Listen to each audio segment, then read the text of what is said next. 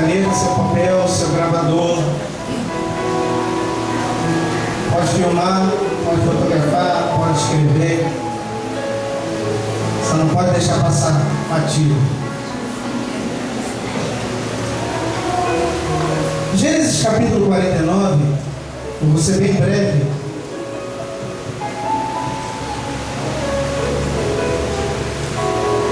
Quem achou? Ok. Vamos ler? Amém?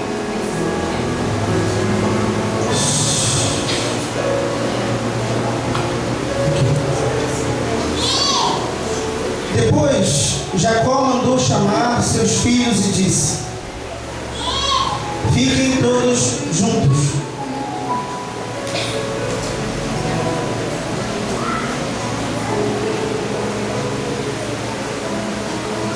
E eu direi a vocês o que há de acontecer no futuro. Reúnam-se para ouvir, filhos de Jacó. Ouçam as palavras de seu pai Israel. Rúben, você que é o meu filho mais velho. Gente, presta bem atenção, tá? Você é a expressão da minha força, o primeiro fruto da minha vitalidade. Você é superior em nobreza, superior em poder. Você é arrojado como as águas. Entretanto, não será o mais importante, porque pecou na cama de seu pai. Você desonrou o leito de seu pai. Simeão e Levi são seus irmãos. Usam a espada para a violência. Não estarei presente nos seus planos, nem participarei das suas reuniões, porque não controlaram a fúria. E saíram matando homem e mutilando touros. Maldita seja toda a fúria, toda a violência, toda a ira, toda a crueldade. Eu os dividirei na terra de Jacó e os dispersarei em Israel. Judá, os seus irmãos te louvarão. A sua mão destruirá os seus inimigos. Os filhos de seu pai se inclinarão diante de você. Judá é um filhote de leão. Meu filho, você pegou a sua presa e depois subiu vitorioso. Inclina-se e deita-se como um leão e como uma leoa. Será que alguém tem coragem de despertá-lo? Ninguém tirará o cetro dele até que venha aquele a quem ele pertence, e os povos lhe obedecerão. Ele amarrará o seu jumentinho a uma videira, na melhor videira que encontrar. Lavará sua roupa no vinho e a sua capa no sangue das uvas. Seus olhos serão mais escuros que o vinho, seus dentes branqueados com leite, assim será. Aqui há uma revelação sobre dois tempos da igreja. Primeiro, que Jacó era o descendente direto de Abraão. E o relacionamento direto de Deus com Abraão era o seguinte: Deus chamou Abraão, Abraão disse sim e Deus disse amém.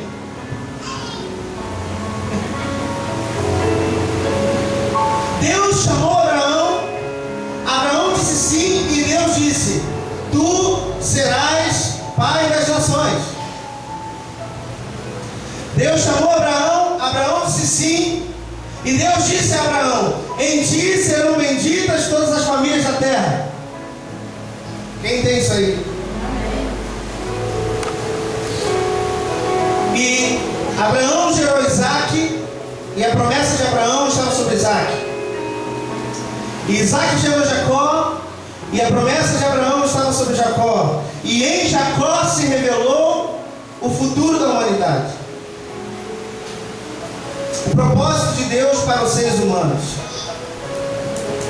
E aí Deus chama Rúben, Jacó chama Rúben, e Jacó como representante direto de Deus aqui, como representante daquilo que Deus disse que aconteceria em Abraão. Então, se Jacó era descendente de Abraão, em Jacó estava a bênção que estava sobre Abraão. Quem tem isso aí? Quem está pegando? Aqui. Na hora em que Jacó começa a morrer, ele chama os seus filhos e começa a passar adiante, com voz profética, aquilo que estava sobre ele, que nem ele sabia. O que Jacó começa a falar não era um apanhado de conhecimento de seus filhos. Não, Jacó começa a abrir a boca e ser usado por Deus para decidir a humanidade daí para frente. E ele diz assim: Rúben, você é o primeiro. Você é arrojado. Você é visto. Mas você é grande demais. Você é tão forte como as águas. Você é tão grande como a imensidão disso tudo. Você sabe o que é uma pessoa que está ouvindo isso tudo? Um ser humano simples e comum está ouvindo isso tudo? Não. Jacó não estava falando de um Rúben. Jacó estava falando de uma imensidão de Rúbens que aconteceriam na terra e estão acontecendo até hoje. Quem está entendendo isso aí? Porque quando Jacó chama os seus filhos, ele está chamando as tribos, e as tribos se transformaram em povos espalhados que deram origem aos humanos espalhados na terra. Não é isso, gente? Nós não sabemos de onde viemos, mas sabemos de uma coisa: fazemos parte de uma profecia liberada da boca de Deus para as nossas vidas, e chega de viver sem tomar posse daquilo que Deus deu para nós como povo seu, lá em Abraão. E esse Rúben representa um tipo de igreja. Ele diz assim: olha, Rúben, eu quero trocar o nome aqui, não mudando a palavra, mas figurando a palavra. E aqui é como se Deus estivesse dizendo assim: existe um povo que será a igreja, e esse povo é o povo que veio primeiro, é o povo que foi revelado primeiro, é o povo que recebeu primeiro a palavra, é o povo que ouviu primeiro, é o povo que teve a primeira oportunidade. E Deus diz assim: olha, esse povo é a expressão da minha força. Uau! Vem comigo. Esse povo é fruto da minha vida. A palavra vai dizer que Deus, quando resolveu fazer o homem, ele soprou no homem o que, gente? A sua própria vida. E aí ele diz assim: olha, você é superior em nobreza e superior em poder. E eu quero usar a figura de Rúben como a figura da igreja legalista. A igreja antes de Cristo.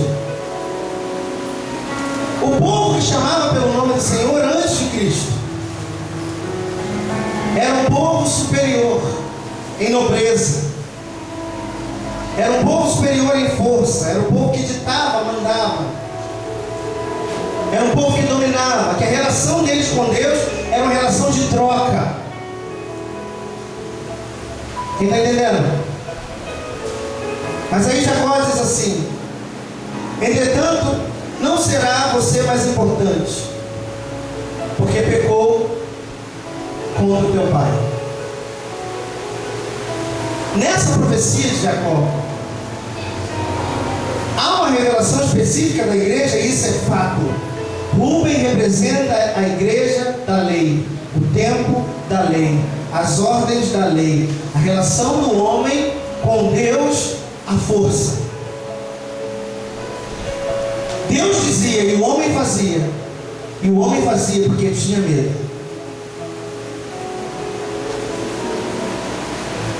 E ele diz que dentro dessa igreja, os levitas que representavam os homens de guerra, e aí alguns dizem que representa os músicos, né? Não é isso. Eles representam o batalhão de frente, o que vai à frente, o que vai à guerra. Diz que eles foram violentos e usaram de violência para viver. Quando nós olhamos para a igreja, para o templo, quando nós olhamos para a reunião dos homens antes de Cristo, nós vemos esses caras reunidos. E eles só funcionavam se fossem na pressão, porque a sua natureza era uma natureza destruidora. Então eles só obedeciam a Deus se eles vissem destruição, se eles vissem guerra, se eles vissem dor, se eles vissem fumaça, se eles vissem vento, se eles vissem rumores de guerra, barulho. Eles só funcionavam assim. E para deter esses caras, Deus também agia assim. Mas Deus não tinha prazer nisso. Quando Deus dá as leis a Moisés, está lá a igreja primeira, Rubens, Levi, Simeão, está todo mundo lá. Muito forte, muito violento. Só eram detidos com o mesmo nível de violência. E Deus os tratava assim. Para perdoar os pecados deles, só com sangue. Para salvá-los de alguma coisa, só com sangue e com morte. Quem está entendendo? Só com espada e com violência. E Deus diz assim: eu não estarei nos planos deste tipo de povo. Eu não estarei nos sonhos desse tipo de povo. Eu não estarei consentindo com esse tipo de povo. Por isso esse povo, embora muito nobre e tão poderoso, não será mais forte do que o que está por vir.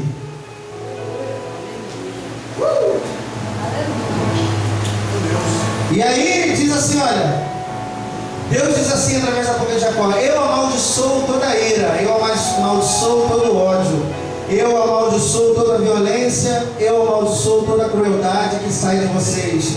Por que Deus falou isso? Porque Deus não tem prazer em tratar os seus filhos, o seu povo assim. Pastor, onde você quer chegar?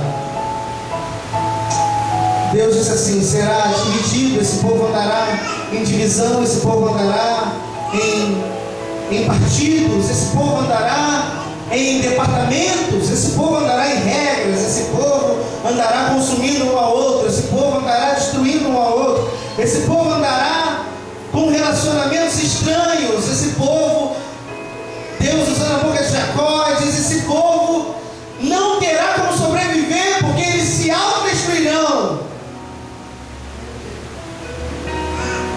Aí o Senhor diz assim pela boca de Jacó: Judá é um filhote de leão. E aqui está sendo revelada a verdadeira igreja. A igreja que se levanta para combater tudo aquilo que é do passado e que não deve estar no presente. Aleluia. Não dá para Judá ser parceiro legítimo Cristo de Rúben. Porque Judá está sendo levantado aqui para controlar Rúben e qualquer outro tipo de relacionamento que se levante, sendo dito relacionamento com Deus. De todos os filhos de Jacó, Judá foi levantado como aquele que ninguém tem coragem de acordar, porque se acordar, será devorado por ele. O respeitado entre todos. Esse é Judá, o leãozinho. E ele diz assim: meu filho, você pegou a sua presa e depois subiu vitorioso. É a revelação de Cristo. É a revelação da igreja. É a revelação da vitória sobre a lei, da vitória sobre a guerra, da vitória sobre a crueldade, da vitória sobre a maldade, da vitória sobre a mentalidade errada acerca do Senhor, a vitória de Deus. Ele diz: inclina-se e deita-se como um leão e como a leoa. Será que alguém tem coragem de despertá-lo? Ninguém tirará o seu cetro. Ninguém tirará o seu governo. Ninguém tirará a sua coragem. Ninguém deixará de obedecê-lo. E lavará suas roupas com vinho e a sua capa no sangue. E os seus olhos serão escuros como vinho, e os seus dentes brancos pelo leite. Aqui está a igreja de Cristo. Em nenhum momento Judá aparece como alguém que foi castigado por Deus, em nenhum tempo bíblico, e nem os seus descendentes. Mas a única coisa que diz é que Cristo veio dessa descendência. E quando Jacó está falando aqui, Jacó está falando de Cristo e não do seu filho. Por isso Jacó não estava falando do que não sabia. E aqui, nós somos a igreja. Nós somos a igreja profetizada por Jacó sobre Judá. Nós não somos a igreja. Quando eu digo nós, eu digo todos aqueles que acreditam no poder de Cristo e da nova vida que Ele deu para nós, e da nova aliança que Ele deu para nós. Essa noite é uma noite de alerta.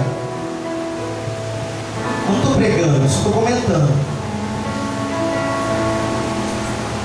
A igreja precisa tirar de dentro dela todo resquício de Rúben. Se dentro da igreja, dentro do corpo, tiver resquício de Rúben, se prepara, porque o leão se despertará. Porque Judá foi levantado para destruir as obras de Rúben. Cristo foi levantado para destruir todo o legalismo que ainda sobrou dentro da igreja. A igreja é dele. O povo é dele. E diz a verdade ali: a sua capa é lavada em sangue, o seu manto é lavado em sangue. E esse manto, diz a palavra, que é um manto de justiça.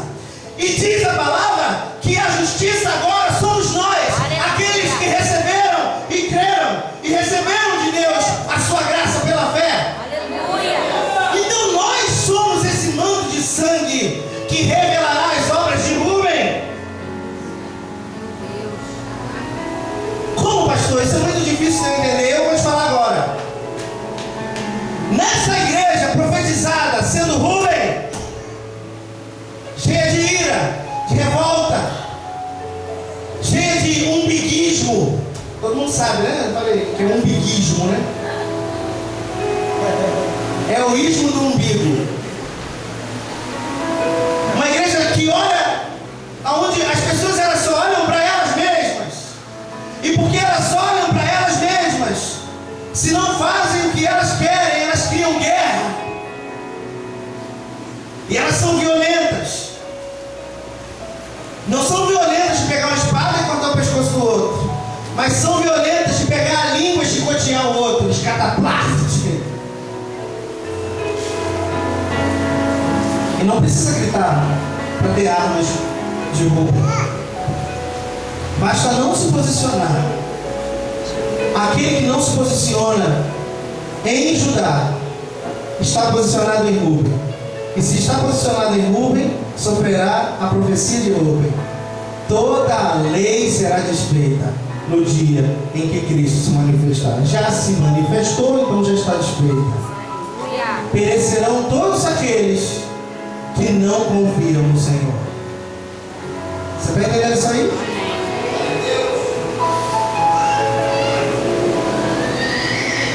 E esse manto de sangue, irmãos, é a igreja.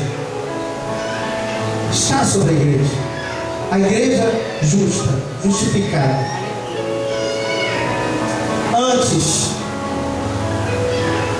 Antes, em Rúben, na lei, na igreja, na reunião antes de Cristo, em qualquer tempo antes de Cristo, o homem pecava e morria. Quem está entendendo? Porque a justiça estava com Deus. Pega aí. Então, se a justiça estava com Deus, todo que era injusto sofreria a morte. Aí veio Judá. Em Judá veio Cristo. E em Cristo veio a nova aliança. E ele trocou de lugar com a gente. Agora ele se tornou o pecado e nós nos tornamos a justiça. Aleluia. Aleluia. Então agora, quando o homem peca, Deus olha para ele através do que, gente? Do sangue. Ao invés do homem perder tempo pensando no seu pecado e alimentando o seu pecado, ele precisa se levantar de onde ele caiu e se posicionar em relação às trevas e dizer às trevas: eu não sou velha criatura, eu não sou de Rúben, eu não sou do tempo da morte, eu sou de Judá, eu sou de Cristo, e eu não tenho mais nada a ver com isso aí. E ainda que eu tenha pecado, o prazer de Deus é que eu não fique no pecado, que eu me levante nesse manto de justiça e saqueie e derrube as trevas. Entendeu? Nós ficamos muito tempo em crise. Nós perdemos muito tempo achando que nós éramos derrotados, desgraçados, amaldiçoados, pobres, coitados, rejeitados. O que mais? Miseráveis, doentes. O que mais? Feios. E aí nós descobrimos que Deus nos fez a justiça. E está na hora da gente se levantar e tomar posse do maior tesouro que Deus nos deu, a sua graça. Aleluia. E nós temos ouvido pessoas por aí dizendo: olha, eu acredito na graça, mas eu não posso receber, eu não sou capaz de receber. Eu estou muito longe de viver essa plenitude. Porque ensinaram essa pessoa assim. Deixa eu dizer uma coisa para você, que você já sabe, mas eu quero tirar isso em você. Nada do que você fizer fará você receber mais graça ou menos graça. Porque mesmo que você seja quem você é, aleluia, mesmo que você faça o que você faz, mesmo que você seja quem você é, a graça de Deus está sobre você, e isso você não tem direito e nem pode mudar. Ele te ama e te extraiu de Rubem para ajudar. Ele te tirou do reino das trevas para o reino do Filho do seu amor. Você não anda mais em trevas. Pastor, mas eu peguei.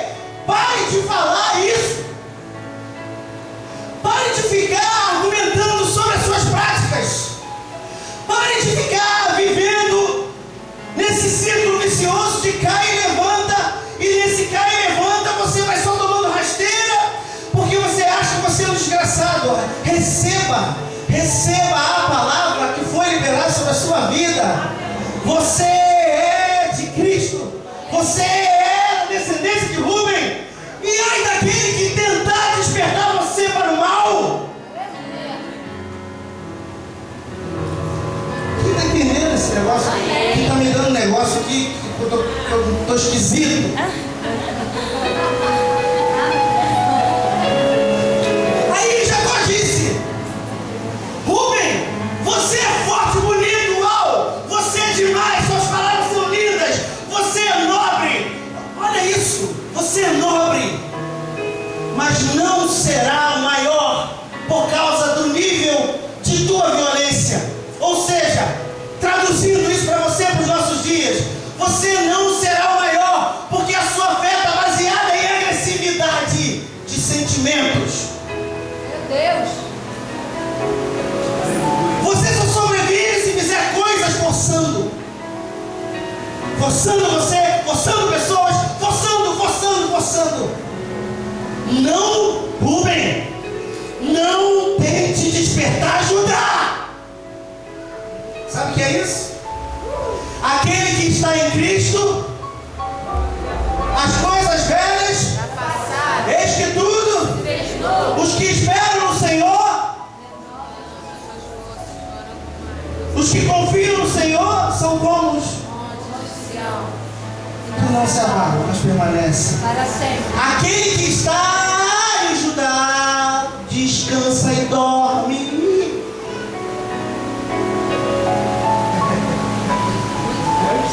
E se Rubem tentar falar: Judá, vem, porque não é desse jeito, dormindo não, leãozinho. Não é bem assim não, leãozinho. Vem, porque nós só vamos ganhar se nós formos bravos, forçarmos o povo a dar a nós o que queremos, se nós jejuarmos com muita força, se nós subirmos os montes mais altos.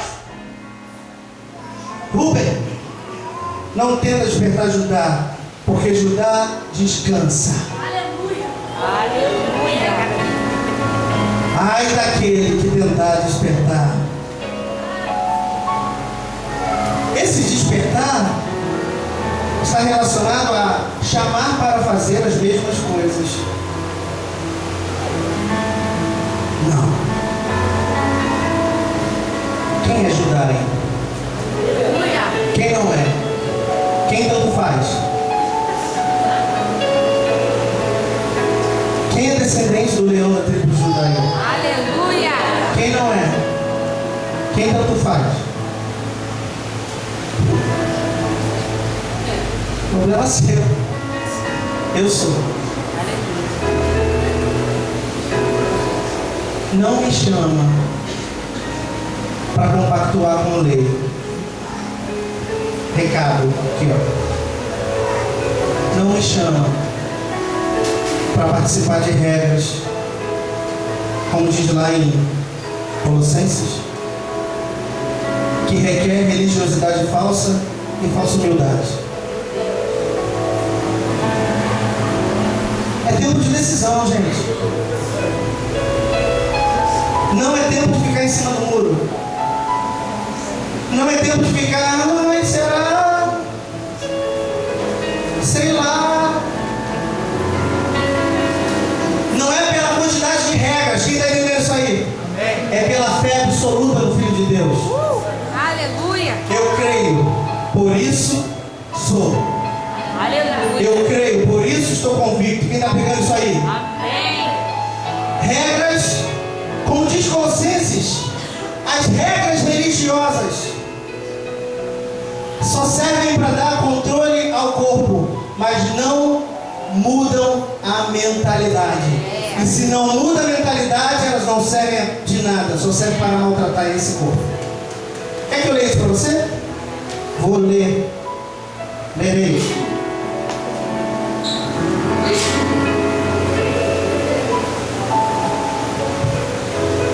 Judá. Pelo Rubem vive tentando despertar Judá para isso aqui. Abre aí Colossenses capítulo 3. Abre, cristão, abre.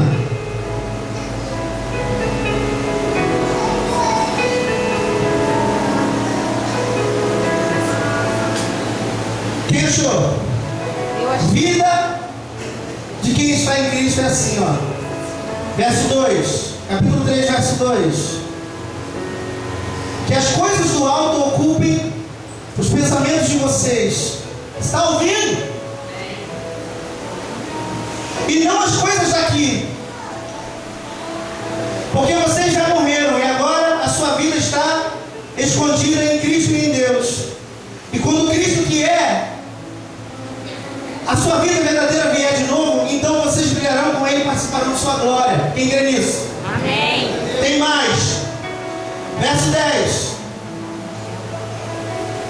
Vocês estão vivendo uma espécie de vida totalmente nova, que consiste em estar continuamente aprendendo o que é certo e procurando constantemente ser cada vez mais semelhante a Cristo, que deu essa vida dentro de vocês.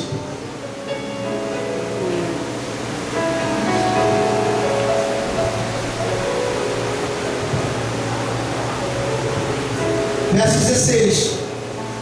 Lembre-se do que Cristo ensinou, e que as suas palavras enriqueçam a vida de vocês e tornem vocês sábios. Aconselhe e ensine essas palavras uns aos outros com toda a sabedoria. Cantem salmos, hinos, cânticos espirituais, cantando a Deus com corações agradecidos. E tudo quando fizerem ou disserem, seja como vocês fossem representantes do Senhor Jesus, dado por meio dele, graças a Deus, Pai.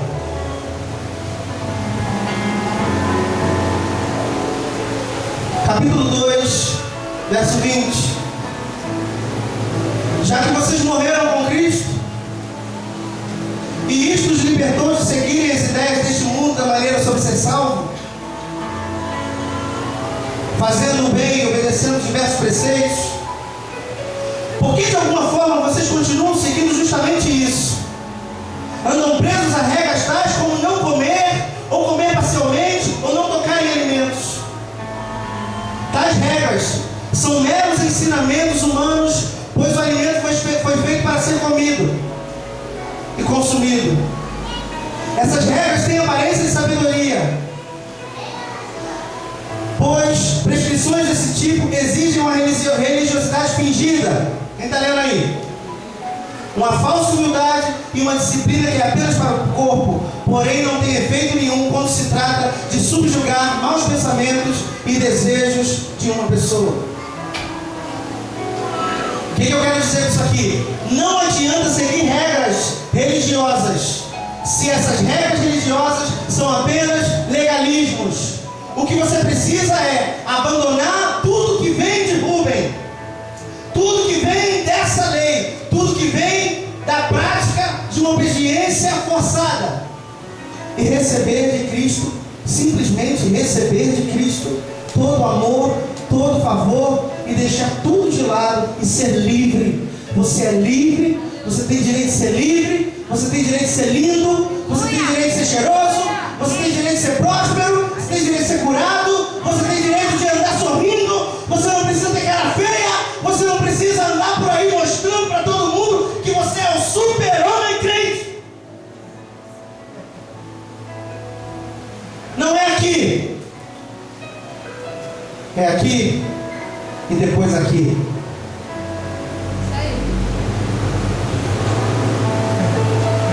Se Rubem tentar te despertar, diz para ele: eu não sigo as regras religiosas, eu sigo a palavra que veio de Cristo para renovar o meu interior, para renovar a minha mente. Não é isso? Repita assim comigo: minha mente. Minha mente. Diga assim: minha mente. Minha mente. Não está dilatada. Não está dilatada. Minha mente. Minha mente. Está crescendo. Está crescendo. Diga assim: mente dilatada. Mente dilatada. Volta ao seu lugar. Volta ao seu lugar. Mente crescida. Mente crescida. Permanece crescida. Permanece. Não tem como voltar. Não tem como voltar. Aleluia. Depois que o osso cresce, meu filho, não tem como voltar a ser pequeno. Mas o estômago cresce e depois ele fica pequeno de novo, porque ele só dilatou. Está entendendo? Dentro da igreja de Cristo. A igreja de quem, gente? Cristo!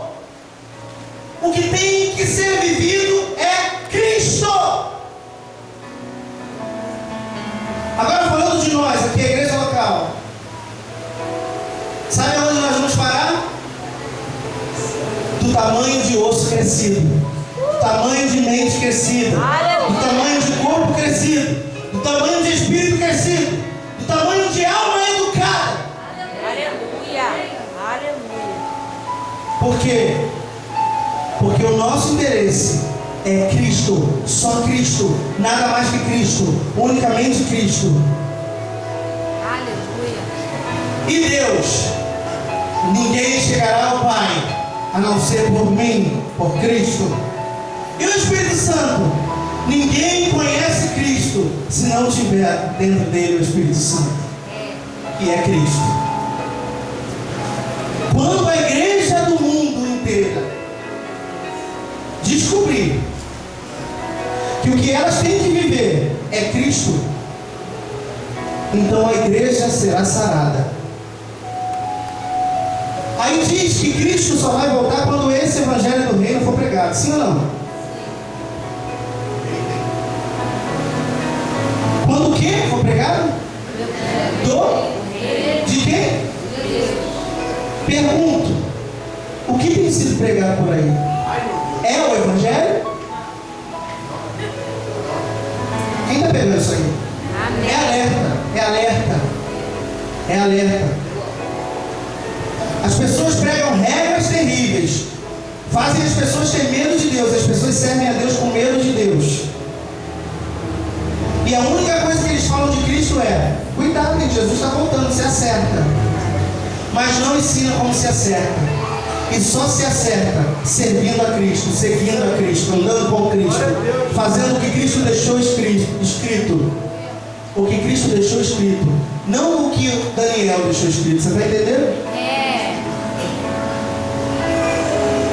Para alguns isso é escândalo, mas a Bíblia diz que a mensagem da cruz para alguns ela é escândalo. A igreja rubenita da lei, estou terminando, gente, eu vou continuar isso no próximo treinamento com mais profundidade, prometo. A igreja de Ruben, essa igreja da lei, essa igreja olho por olho, dente por dente, Deus levou, matou, morreu. Essa igreja, ela quer seguir Daniel, e ela faz o jejum de Daniel, e ela deixa de seguir Cristo, que faz o jejum do arrependimento. Quem está entendendo? Amém. De que adianta deixar de comer e continuar com ódio, com ira, com resquícios? Não. E assim vai. A igreja está contaminada. A igreja mundial está contaminada. Quando este evangelho do reino for pregado, o que é o evangelho do reino, pessoal? Cristo, a graça, fé, o Espírito Santo, Cristo, em Cristo, em Cristo. As pessoas estudam a Bíblia inteira, elas valorizam a Bíblia inteira e elas esquecem de compreender Cristo. Quem é Cristo? O que é Cristo? Quem é Cristo? O que eu sou em Cristo? É por aí. Amém, pessoal? Amém. Então, finalizando isso aqui, há uma profecia sobre nós como igreja: sermos imbatíveis na fé e recebermos imbativelmente a graça. Aleluia. Então não agiremos sentimentalmente, nem agiremos violentamente, mas agiremos descansando na verdade que é Cristo. Aleluia. Amém, pessoal? Amém. Vamos ser